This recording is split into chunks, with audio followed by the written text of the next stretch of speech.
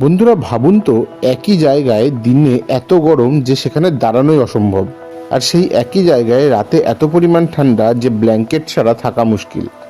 শুনতে অবাক লাগলেও এটাই বাস্তব, এটাই হলো মরুভূমির সত্যতা।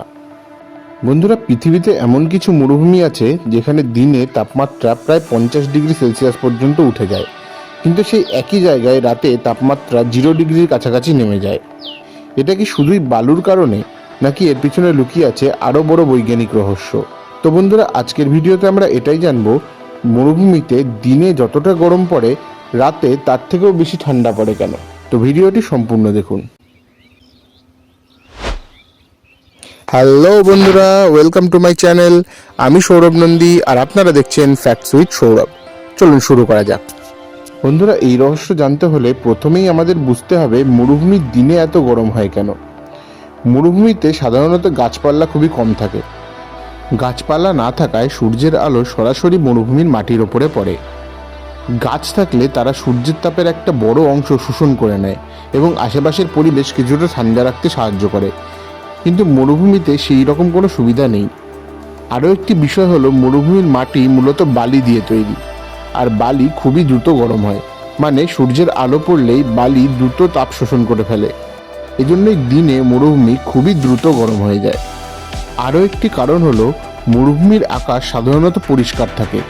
মরুভূমির আকাশে যদি মেঘ থাকতো তাহলে মেঘ সূর্যের কিছু তাপ আটকে দিত, কিন্তু সেটি না থাকায় সূর্যের বেশিরভাগ তাপই সরাসরি মাটিতে এসে পৌঁছায়। এজন্য দিনের বেলায় মরুভূমির তাপমাত্রা খুবই দ্রুত হারে বেড়ে যায়। অনেক ক্ষেত্রে 45 থেকে 50 ডিগ্রি সেলসিয়াসেরও বেশিও পৌঁছে যায়। এবার আসি আসল প্রশ্নে, দিনের বেলা এত পরিমাণে গরম হয়ে যাওয়া মরুভূমি হঠাৎ করেই রাতে কিভাবে ঠান্ডা হয়ে যায়, আর সেটিও 0 ডিগ্রি পর্যন্ত?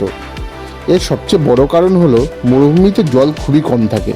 জল সাধারণত তাপ অনেক বেশিক্ষণ ধরে আটকে রাখতে পারে, তাই যেসব জায়গায় জল বেশি থাকে সেই সব জায়গা থেকে তাপ সহজে ঠান্ডা হয় না।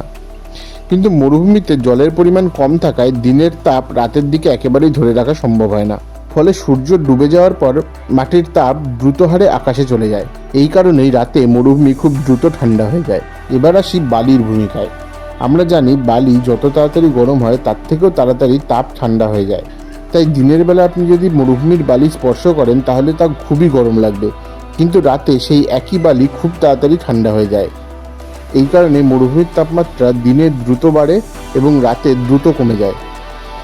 বন্ধুরা, এছাড়াও মরুভূমির বাতাসে আর্দ্রতা বা ময়েশ্চার খুব কম থাকে। ময়েশ্চার কম থাকলে বাতাস তাপ ধরে রাখতে পারে না। যেসব জায়গায় বাতাসে ময়েশ্চার খুব বেশি থাকে সেখানে তাপমাত্রা খুব দ্রুত কমে না, কিন্তু মরুভূমির আর্দ্রতা কম থাকায় তাপ সহজেই আকাশে চলে যায়। এজন্য মরুভূমিতে রাত্রেবেলায় অতিরিক্ত ঠান্ডা হয়ে যায়। তো বন্ধুরা, এরপরে যখনই আপনারা মরুভূমির কথা ভাববেন তখন শুধু গরম নয়, রাতে সেখানে পড়া ঠান্ডার কথাও মনে রাখবেন। ঠিক একই জায়গায় দিনে আগুন আর রাতে বরফ, এটাই মরুভূমির সবচেয়ে বড় রহস্য। বন্ধুরা, ভিডিওটি ভালো লাগলে লাইক করুন, শেয়ার করুন, আর এমন আরও মজার ফ্যাক্ট জানতে আমার চ্যানেলটি সাবস্ক্রাইব করে রাখুন। তো দেখা হচ্ছে পরের ভিডিওতে।